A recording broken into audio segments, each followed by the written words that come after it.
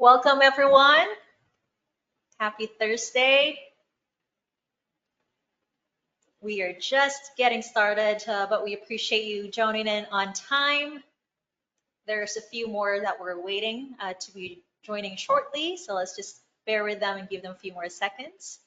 I wonder if I could see the attendees. Okay, there you go. Welcome, welcome in. We're glad that you guys could make it. My name is Mickey Sachiko. I'll be your host for this special webinar brought to you by Omni HR and True Trip.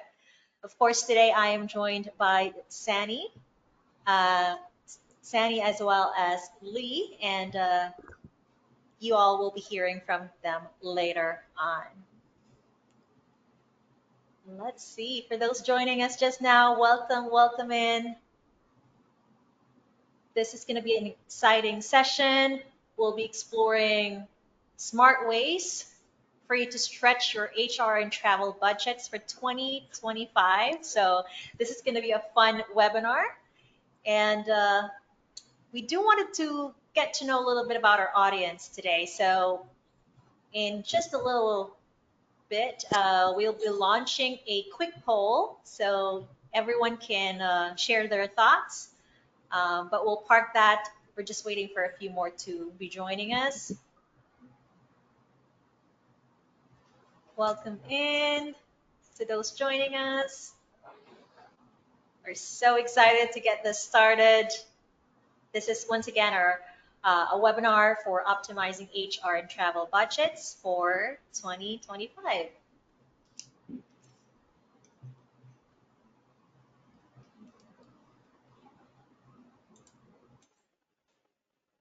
All right. Let us know where are you all zooming in from. If you're able to chat with us, feel free to use the chat section.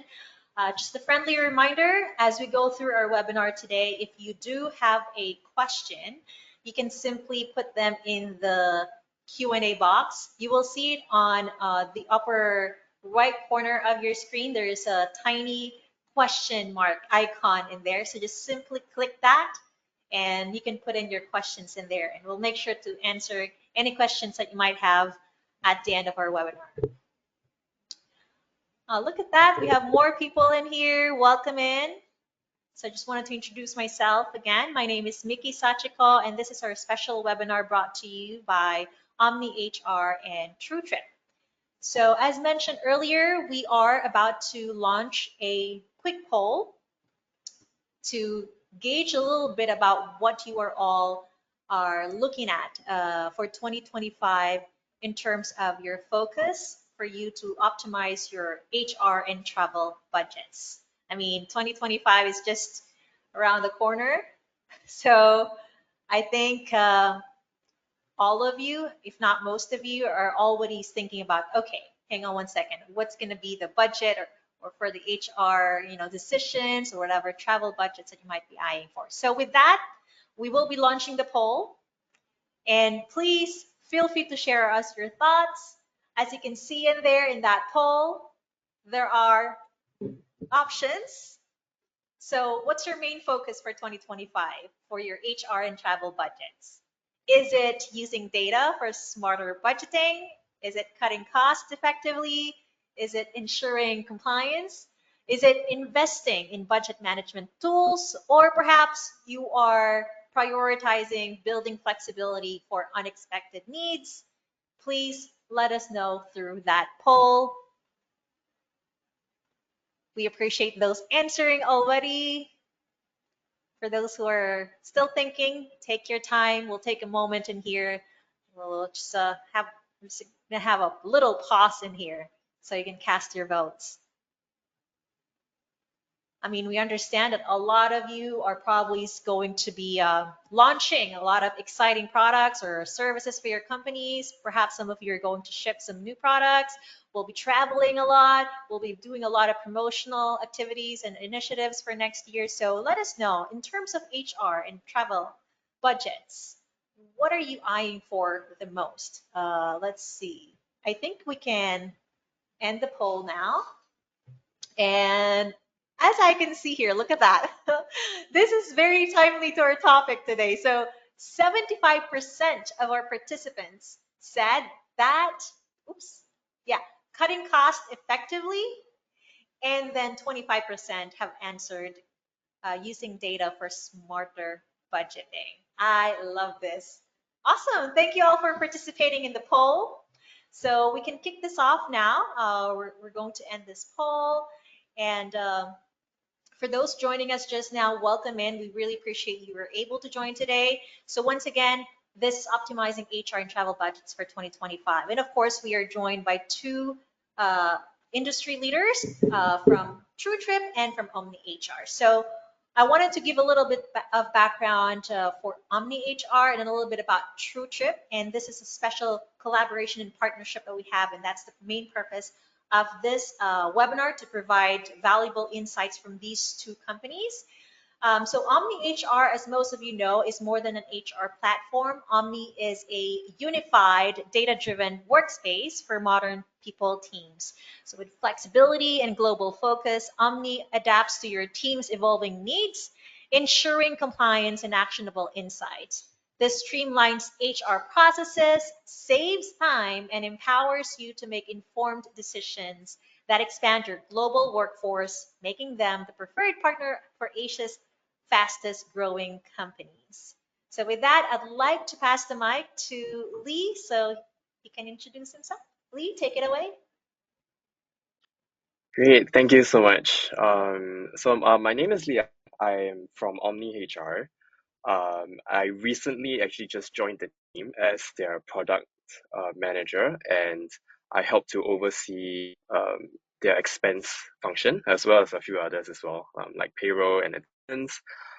Prior to joining Omni, I was practicing HR for close to 7 years in the hospitality industry. So I've opened many restaurants and hotels in Singapore with my past employers. And you can tell that hospitality is in my blood with my sharing later. And I think where I may be able to add the most insights to most of your is how perhaps we can budget our maybe plan a little bit better for the next year and taking into consideration of the prevailing industry trends, our market conditions. How do we put together a budget that makes sense, especially in an age where travel is almost back to its original capacity since COVID times. So I look forward to sharing my thoughts with Sani today. And yeah, if you guys have any questions, feel free to leave them for us to answer as well later. Woohoo, awesome. Thanks, Lee. So with that, I'll go ahead and also give you a little bit of background. Some of you may already know this, but for the benefit of those who are yet to know, so TrueTrip combines travel technology with Southeast Asia's travel ecosystem into a simple and affordable travel management solution for businesses of all sizes. Their mission is to drive business travel efficiency through cost and flexible travel policy options, and of course, with their advanced travel technology and consumer grade design in mind. TrueTrip's platform allows businesses to streamline and automate their travel bookings. So, with that, I am going to pass the mic to Sani. Sani, take it away. Thanks, Mickey. Hi, everyone. I'm Sani, currently the head of product at TrueTrip. Been doing that over the last few years. My background is not hospitality or travel per se. It has always been in B2B SaaS as either a product leader or a co-founder.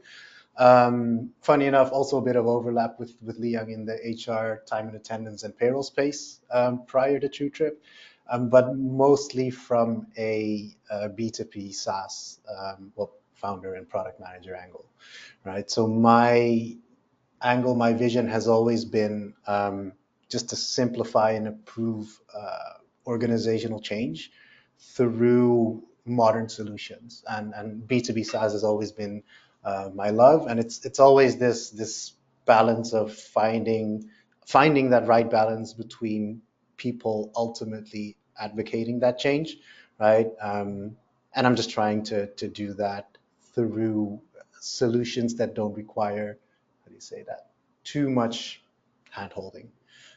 So yeah, I'm excited about this one as well. Looking forward to share some thoughts on tech, travel, yeah, and learn more from Liang as well, to be honest. Thanks. That's amazing. Thanks, Annie. Alrighty. I wanted to just welcome those joining in just now to this special webinar. You're just right on time. We are about to officially start this. Earlier, we did a quick poll to get to know a little bit about our audience, and now we are starting off our webinar. And I wanted to walk you through about what we prepared for you all today. We do have four segments today, so that's going to be we will be covering data-driven budgeting, of course, cost optimization, compliance and risk management, and general strategy, all with the intention of helping our attendees really fully understand how they can stretch their budgets for HR and travel for 2025 so they can make that best decision or make the most out of those budgets. So let's dive in. So the first question that I do have in here is what are some best practices for using employee and travel data to improve projections? And how can HR and travel management tools make budget forecasting easier for 2025? So, Sani, would you like to go ahead with that one first? Just wondering like who would kick it off. Like, oh, but of course. I mean, obviously from a travel perspective, I'd love to hear like Liang's version of this. But from a travels perspective,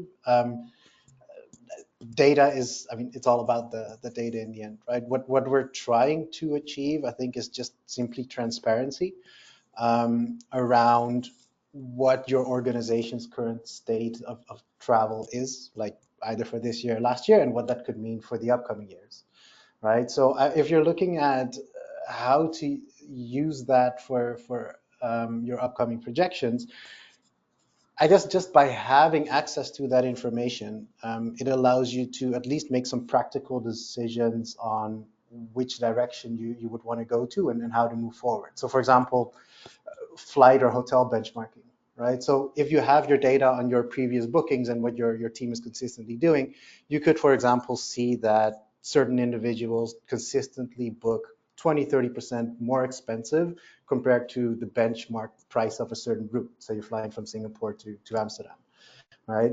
It's exactly that piece of information that you want access to relatively quickly to be able to understand and analyze what are the conversations that we need to have. And I think that the challenge today is that people that aren't using specific solutions or tools are too busy with the operational side of handling the travel, making sure that you find your bookings, making sure that the people get there on time, that everything is arranged. But we don't spend enough time sitting down after a few weeks and look at the entire basket and say, what is it that we could have done a little bit better, right? And I think that's exactly where solutions that combine both the travel part, but also offer you like access to all the insights and data after that travel, solve that problem. Right. And on the flip side, I mean, it's not just about cutting those costs. Right? You need to understand the return of investment in that travel as well, right? Because if there were certain objectives behind those trips that just generate revenue, then you're more than a little more if that value is actually added. So it's, again, those data points will ultimately give any manager, I think, a better view on what their current state of travel is and what it could be over the next few years. Yeah, you mentioned one of the buzzwords in there, transparency, and having that ability to analyze those important data, right? So, thanks, Sani. How about Lee? Would you like to share any? What's your 2 cents about that? Yeah, completely agree with most of the things Sunny has mentioned. I think from a more HR perspective, looking at things, it's important for us to properly have the data to be able to analyze it. You know, having the data is half the battle won already. And leveraging on certain technologies that might be able to help you analyze certain patterns or average cost or travel routes that are used very frequently by your team members helps you to be able to put together a better picture about what your employees are doing. But always for me, data is one perspective, and what I always strive to do is also understanding the employee feedback. In how do I incorporate that into the data that I have? A lot of the times, employees themselves, they know where the cost efficiency lies, where the pain point lies when they travel. Especially if you're working across, a huge global team, leverage on the locals that you have in the country. If an employee needs to travel to a country where you are based in, get some feedback from the locals there. What's good to stay in? What are the best times to catch a flight so you can't be late?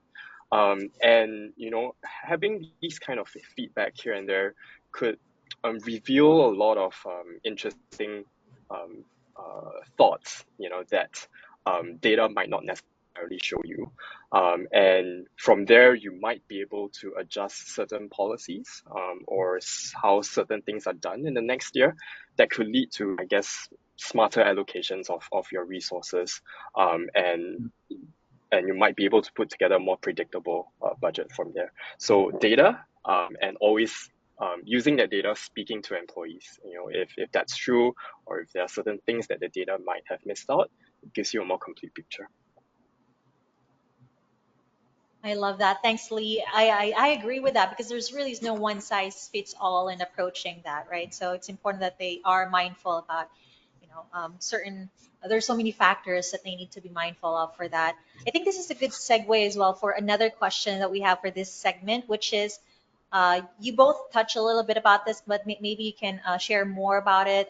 Which key data points should HR and travel managers focus on for planning for 2025? Anyone can take that one. I'm curious what Liang has to say, to be honest. Well, You me want to kick it first off then. first? Yeah, So let's switch yeah, it yeah, up. sure. Yeah. So I guess in my experience, a lot of my team members spend a lot of time just searching for flights, looking for the best deals possible, Yeah. and I think we put together a few pointers here and there, to kind of guide our perspective into how we should go about booking things. So for me, the first thing when it comes to cost is about lead time. How far in advance should employees be booking their trip? So we had a lot of data, just pointing at two very big ranges, right? People who book very late into their trip, and people who want to be very early.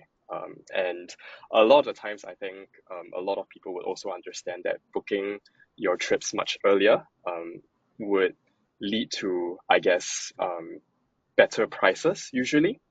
And I think a lot of times when we monitor this lead time, we also want to be very mindful that um, it at the end of the day, it's something that they need to spend time to be able to do. So we want to make it as easy for them as possible. So what we have practiced in the past is in our HR system, we actually have reminders. We set reminders saying that if there's a trip that's been pre-planned, there is a 6 months reminder, or if we even plan that far in advance, there's a 3 month reminder, there's a 2 month reminder, there's a 1 month reminder. And we set these points very specifically because as we draw closer and closer, the cost gets higher and higher. And it's not necessarily what we want. So we monitor lead time for bookings actually pretty carefully, especially we're planning trips that's pretty far overseas. So that's one.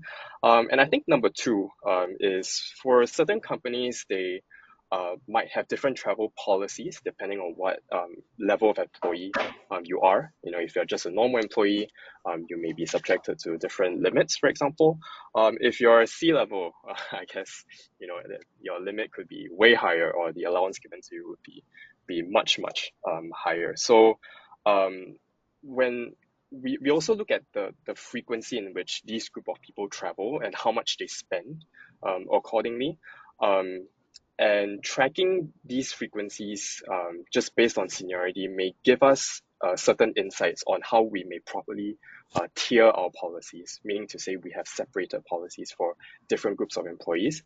And being able to do that, identifying the needs for those group of people would help you allocate certain budgets a little bit better as well. So to me, I think those two would be the main data points that I would look at. So lead time for booking and travel frequency and how much it costs which by the employee level or in terms of seniority in the company.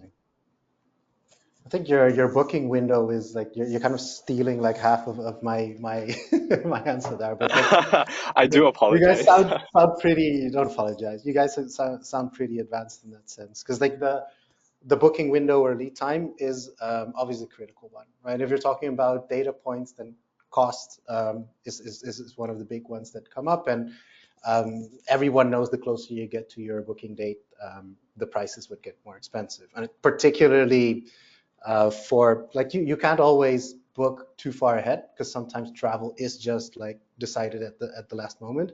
But there is this window between like this 3 day range, and this is like almost a little tip, but like when you get into those 3 to 1 day range of before travel, that chart just spikes up, right? So even if someone is doing a last minute travel, there's a huge difference between 5 days before, right, or 1.5 to 2 days before. And I think those kind of in the end, it flows down into policies, right? Having that very clear into policies and having systems in place to motivate the employees to take the right decisions. I think those are the things that you would want to tweak in the conversations that you would probably want to have in the team as well. So it's, yeah, amazing. Great insight, Sandy and Lee. I think this is a great timing as well for us to switch gears into cost, optimizing cost. But since we touch a lot about the travels, perhaps we can also talk about HR costs. Are there any often overlooked ways to save on HR costs, to help our audience budget wisely for the new year? Um, Sunny, or Lee, if you like to should take I that go first? one, like, Okay, I was just sure. assuming it would go to you because of the topic. Because it's HR cost, right? Yeah. So I think for me, when it comes to, so I guess I always look at what goes into HR costs when it comes to traveling, and a lot of the times it's not just travel related costs as well. We talk about salary and um, I think when employees travel overseas, they also want a small period to do a little bit of rest and recreation. We call it R&R. So it's one of the most popular things that employees ask for. For example, I had a manager who needs to go to Japan to meet with a client, and it's his first time going to Japan, and what he told me. And he asked, is it possible if I stay there for a couple more days, just so I can go and visit Disney World, or I can go to the forest to see a little bit.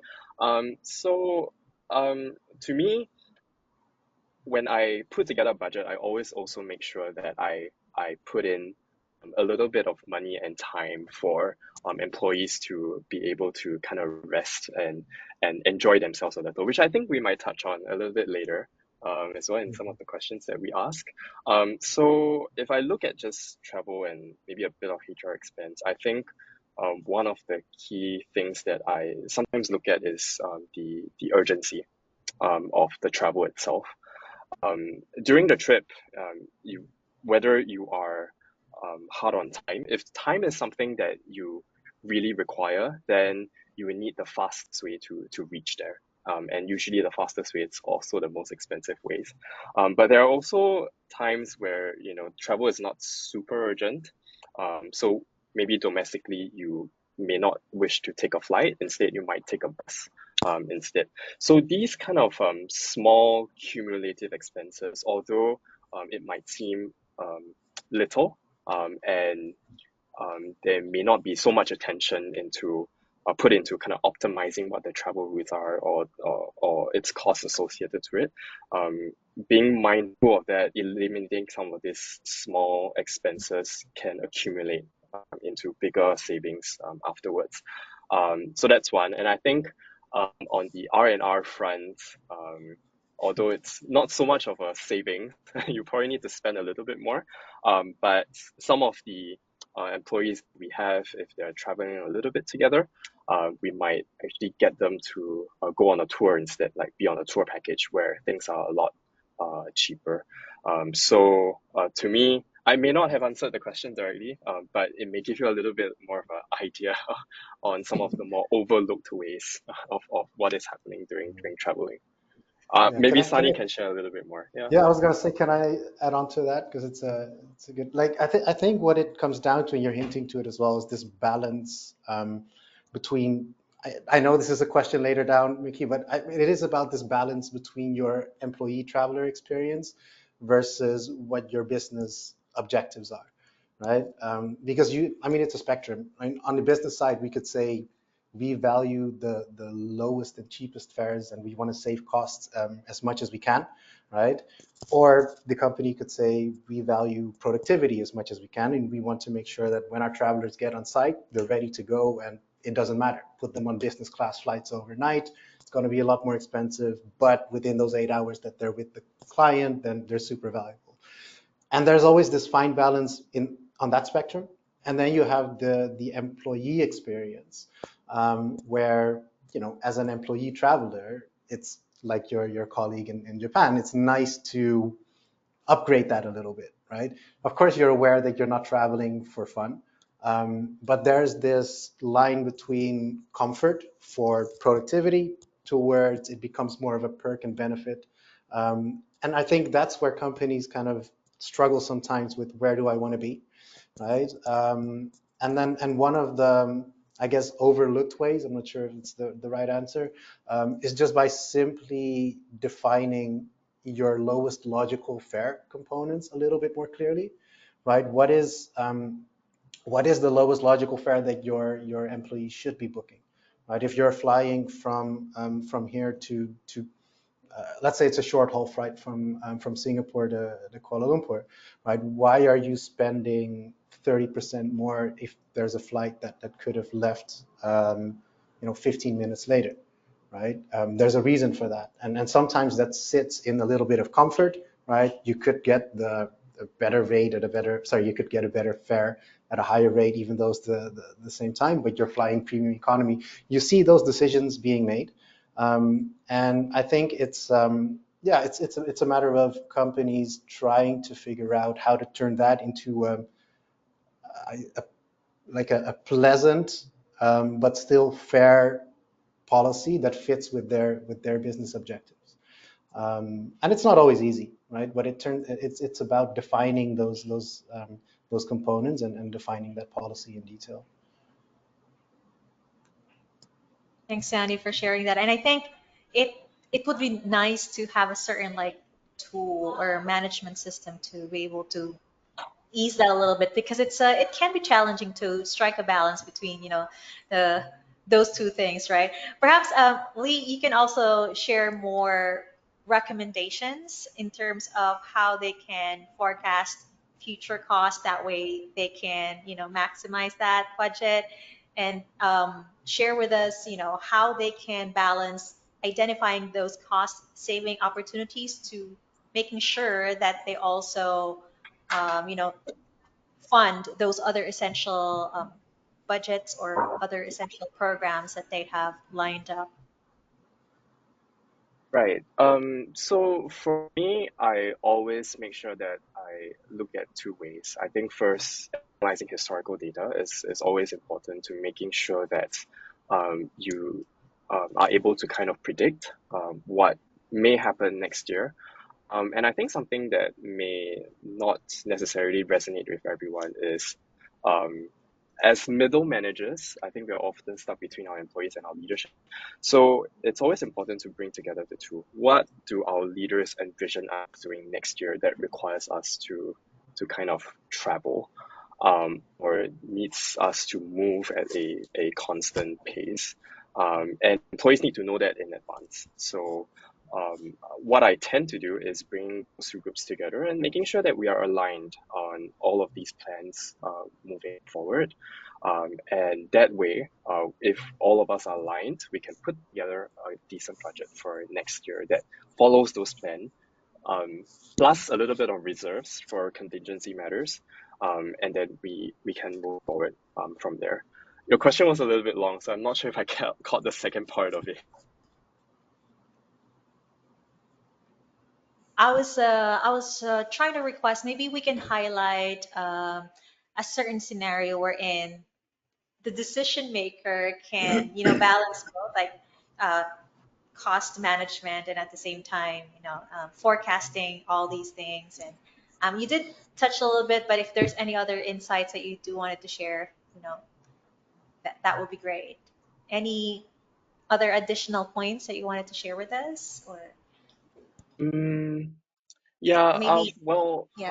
yeah, I guess it's part of that alignment process, right? So when we do have a good idea on what our travel plans are for the next year when it comes to work, I think together planning and a little bit of more R&R together with it.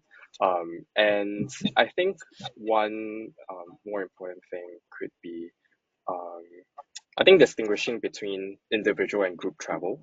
So, and maybe that goes a bit into that balancing act as well, is how many people are actually required to go on that trip.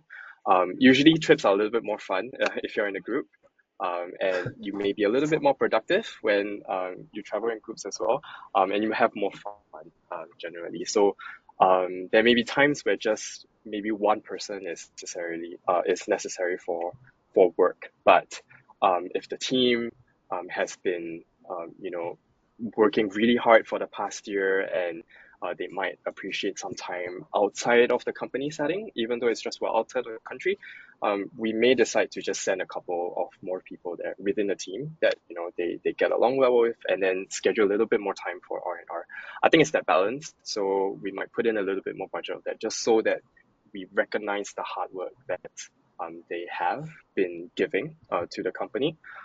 So that would be something that I would take into consideration as well. And I have certainly done that on multiple occasions throughout my tenure in HR. But I think that's very difficult to see where that sits, because it's almost like you're drawing a line, right, between, is this a travel Yeah, expense or does this become a yeah, people benefit? Which I agree, like correct. you want that, Mm. right? Which I think is a valid question. Which budget is that coming from then? Right? If you would Right, do right, that. right, definitely. So I think what we are quite focused on is making sure that that line is drawn. So whatever is work related, so we cover airfare as a base, we cover accommodations as a base. So if there are anything beyond that, like for example, if you're going to want to stay for a couple more days, depending on how many days it is, we as a company we might park that as a benefit, so it takes out of my benefits account rather than a travel account, or we can ask the employee to fork it out themselves, right? So what goes into each account, as in what money we kind of draw from each account, kind of Yeah. varies, and I wouldn't say that there's a very clear line to it.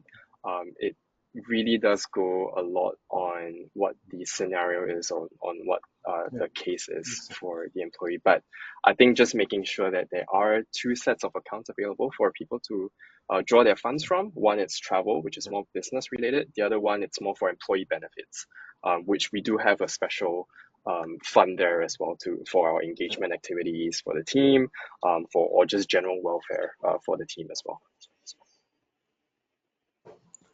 Awesome. Thanks, Lee, for sharing that, and Sandy.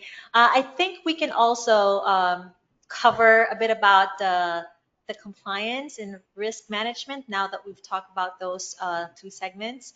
So, one of the questions that I'm curious about is based on UGent's observations, what are some emerging compliance challenges HR and travel managers should be aware of for 2025? That's a good one. I think I'm curious like how different Liang's answer is to mine, but like from it goes across I guess different layers of compliance and risk prevention as well, I guess, to some extent, right? I think it goes on various levels. Like there's one obvious level that you can't really budget for in that sense, which is on a geopolitical scale, or on like think about stuff that could happen in terms of ongoing conflicts, pandemic-like situations. It's weird to be talking about COVID-19 right now, but is it really right? We don't know exactly, but one thing that it taught us is that we weren't completely prepared. System-based disruptions. I don't know if everyone forgot about what happened with CrowdStrike a few months ago, but it basically shut down like half the world a little bit. I get it's around what are the compliance risks that you have to adhere to. It's about at least having the checks in place, at least having had those conversations internally to make sure that the protocols and the systems are there when these things happen, right? On a generic level. I think it's very difficult to plan budgets for, right? But it's and I'm not sure if you should, right? That's also another conversation maybe. So this is why I'm interested in what Liang has to say. I guess that's one side of the story. Another one that just quickly comes to mind is climate change in general, right? We're in the travel industry. 2024 is on set to be probably another record year of the world like warming up, which is not what we want to do, right?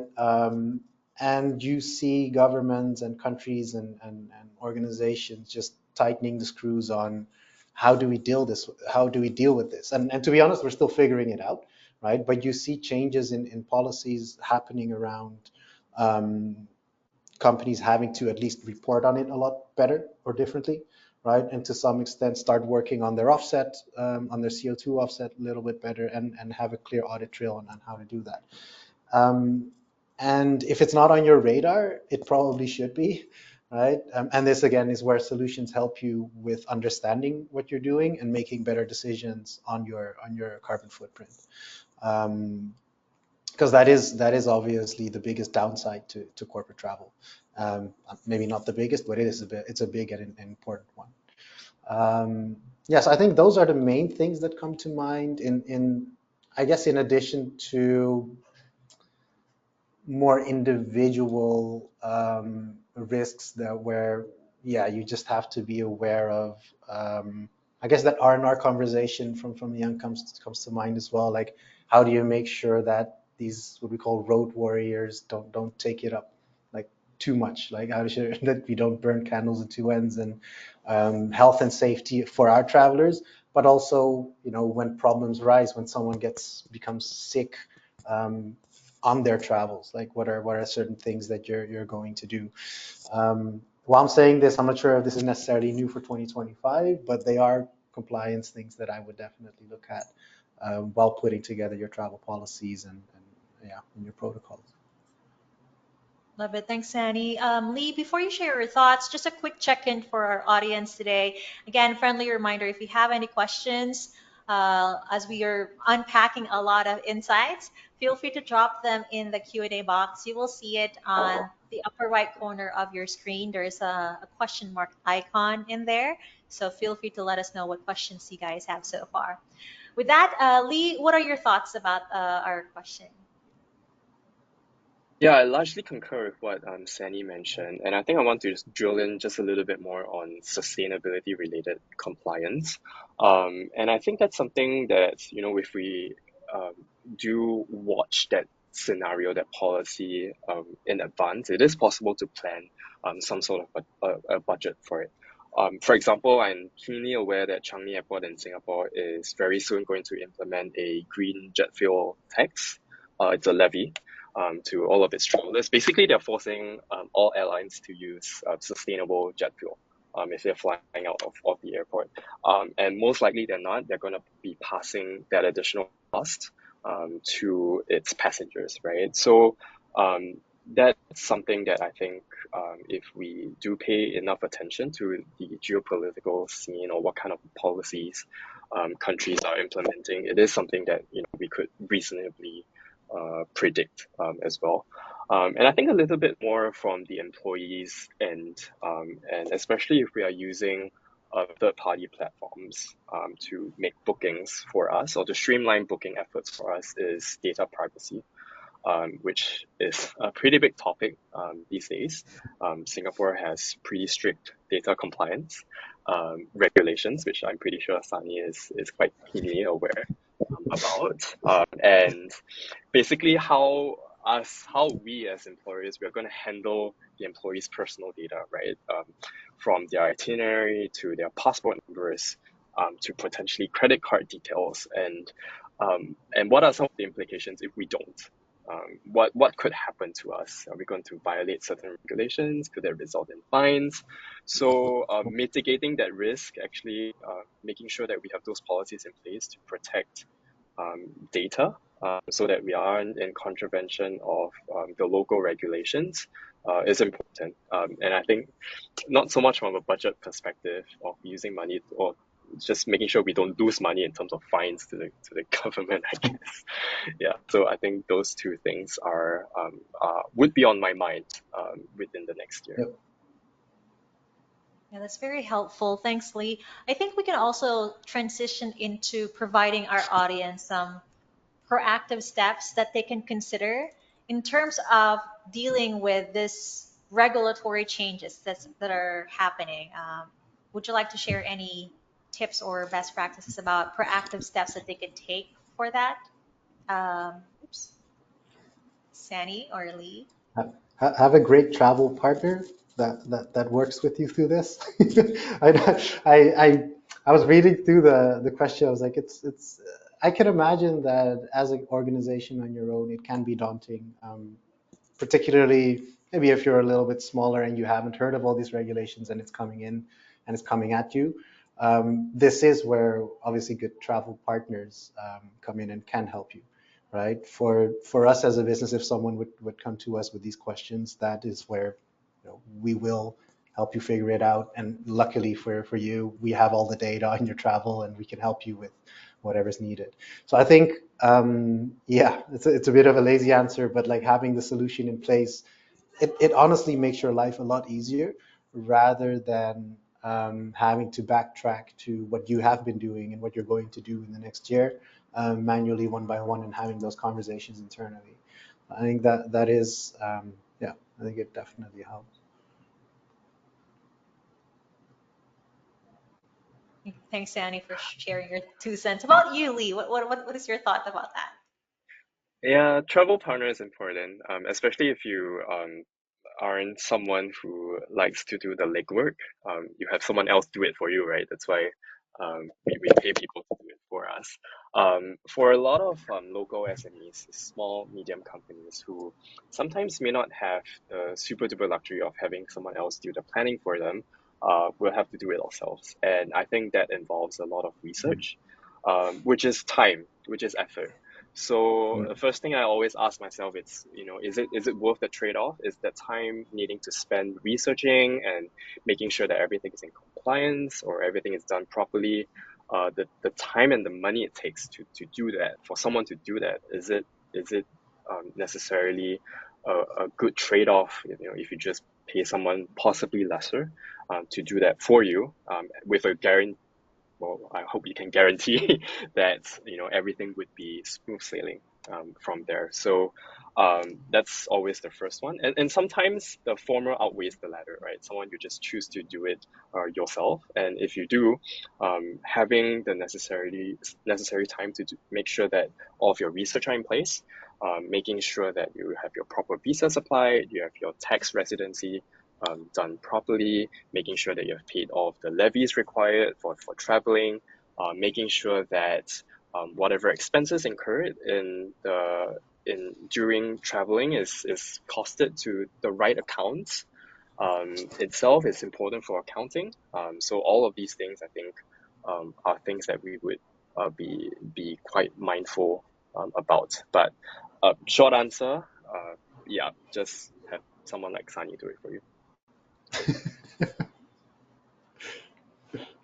Thanks, Lee. I think this is a perfect opportunity for us to also round out the entire discussion that we had, because you both shared a lot of helpful ideas and insights.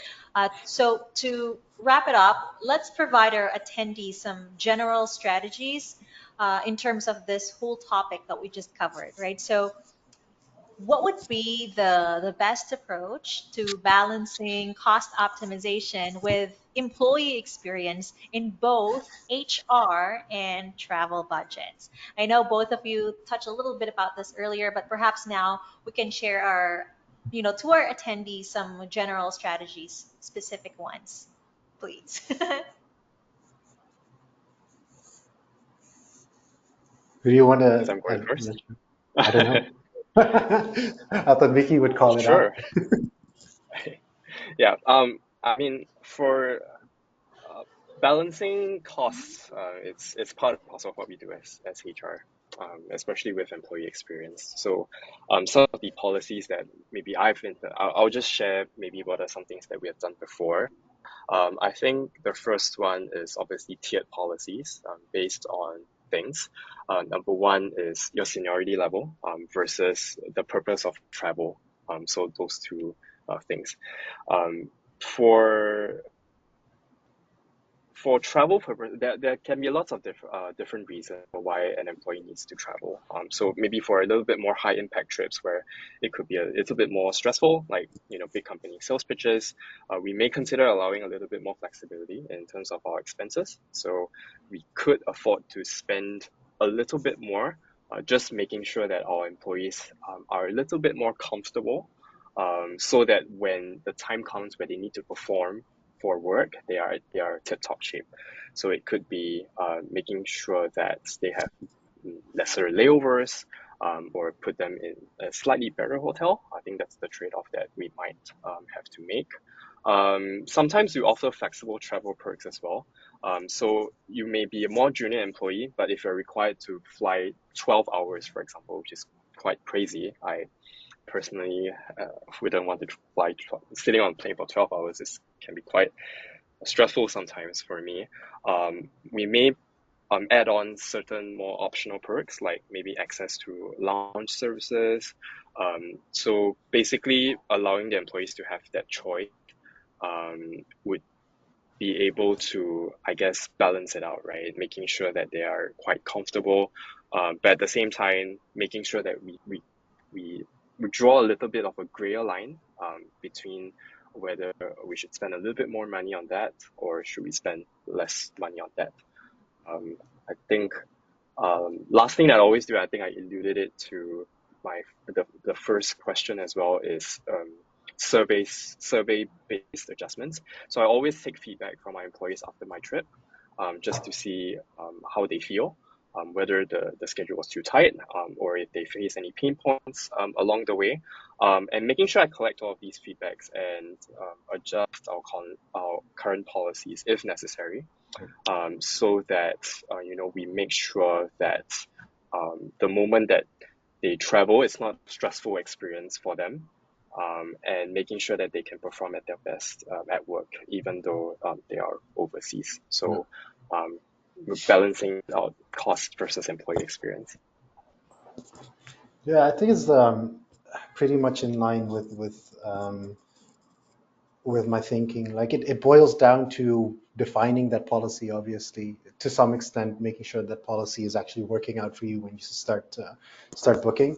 But I feel it goes around like basically two kind of dimensions. Like the first part is what you're saying, getting all of that data, getting all that qualitative information, and start to define that baseline of, I would say, your minimum acceptable standard, right, for both the business as a traveler. And once you define that baseline, you can actually go a level up and see what are you willing to play with and give away, and where do you have a bit of budget versus benefit, right?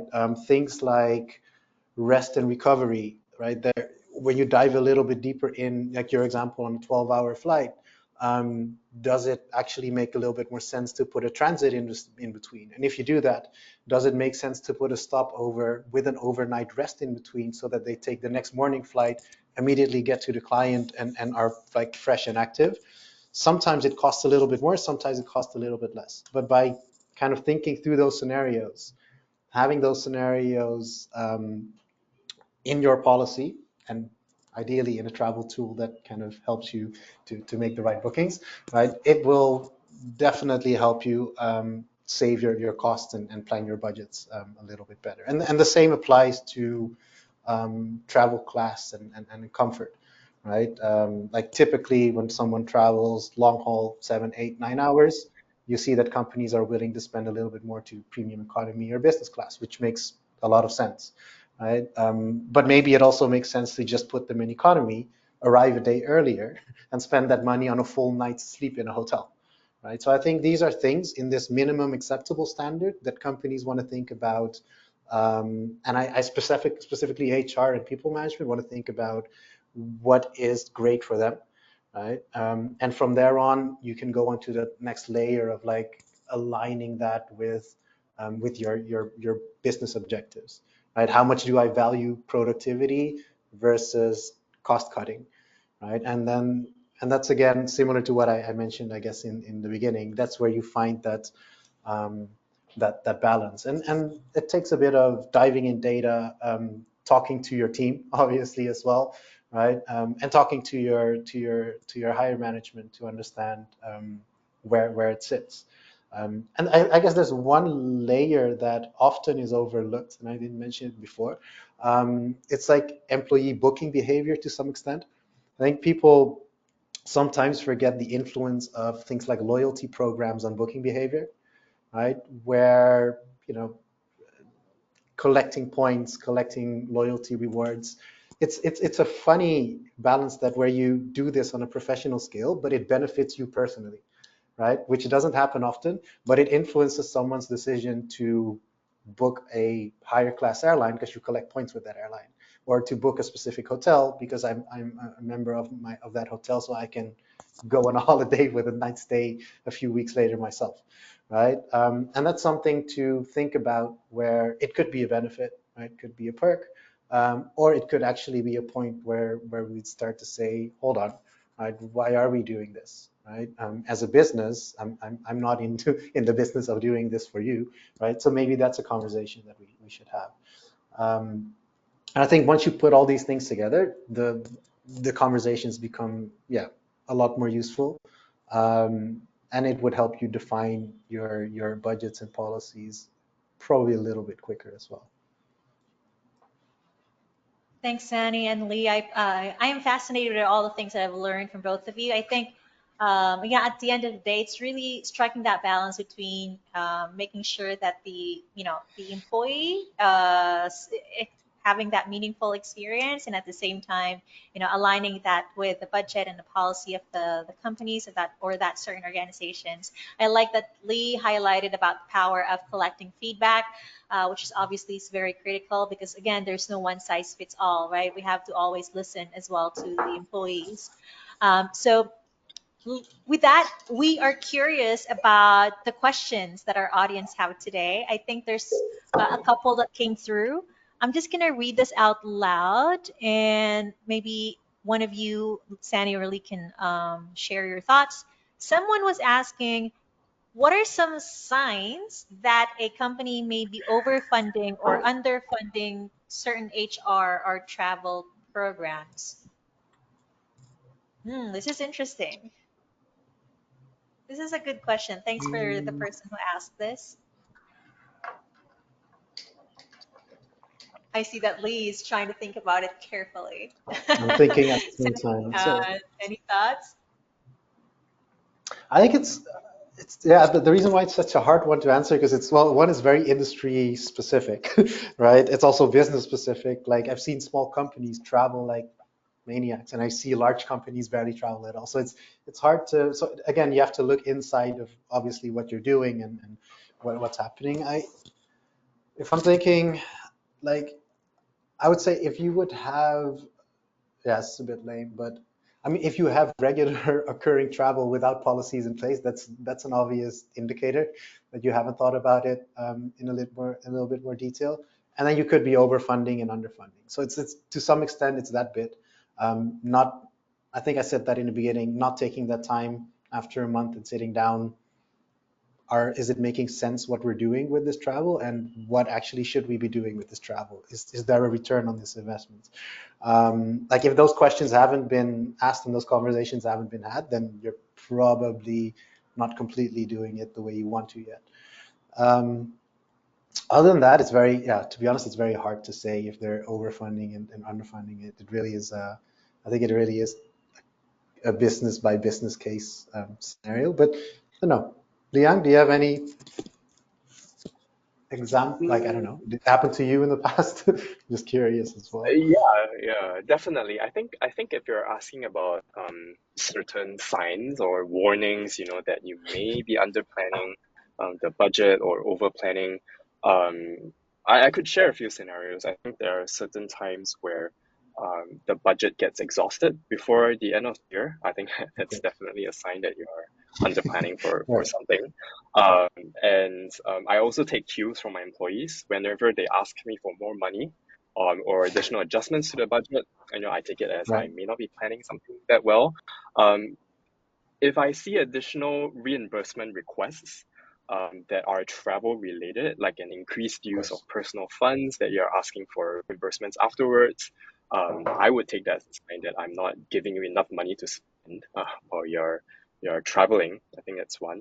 And maybe the the most important metric that any leadership would look for is if you if in board meetings you bring up that you have missed business opportunities because of travel budget constraints, like if Right. our employee cannot make it to certain high profile meetings because there isn't enough money in the bank, which Right. translates to opportunity lost, right? There isn't revenue coming in anymore. And to me, that is a pretty red flag, which I've obviously dealt with before. So these are some, if you're looking for signs, these could be certain signs that you're gonna have to be worried about. But otherwise, a lot of these cases are quite company specific.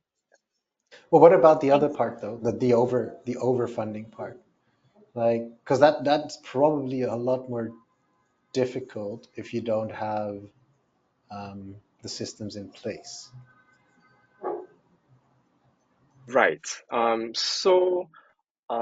It could be the complete flip side, right? Like if I do my budget analysis for the month or for the year, or depending on what your financial year is or how you do your budgeting practices, if I see certain pockets of budgets that have been quite underused, um, I Mm. would I would ask questions, but I wouldn't necessarily, take it as a sign that is under budget, because there could be different scenarios that Of could course. be occurring during that period of time. So I think if anything, when it comes to over budgeting, it's important to take a set of data over a period of time, and Yeah. understand exactly what is going on in between this period, that is it a consistent over budgeting, or it could just be a one time off over budgeting because nothing has happened in that Yeah. month. So um, I would strongly suggest that we uh, be able to evaluate data over a long period of time to make sure that it's consistent and it's accurate before we make any drastic decisions or inferences that it's over or it's under. All right. Awesome. Thanks, Leon. Thanks, Sani. And for the question, thanks for that. I'm sure there's a lot of questions that you guys might want to ask. We'll be sharing a couple of helpful slides to be flashed right now because we've got an exciting news to share. And at the same time, for any questions that might pop into your head in the coming days, you can always reach out to Omni and True Trip. But first of all, again, thank you so much for joining. To show our gratitude, we've got this exciting news showing on the screen right now.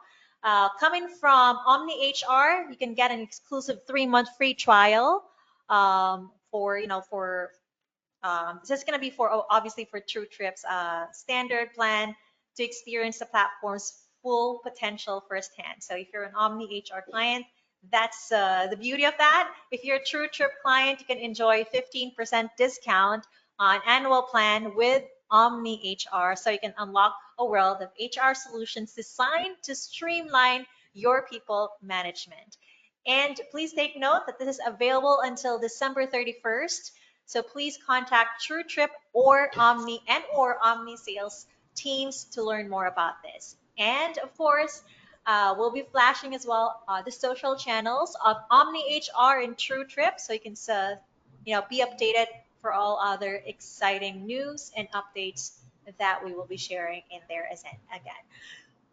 All right, so that is it for now. We are so grateful that you get to hang out with all of us. Hopefully, you get to learn so many things. I did learn a lot of things, and we're looking forward to getting in touch with our attendees. And we hope you enjoy the rest of your day. Have a good one. All right. Bye. Thanks.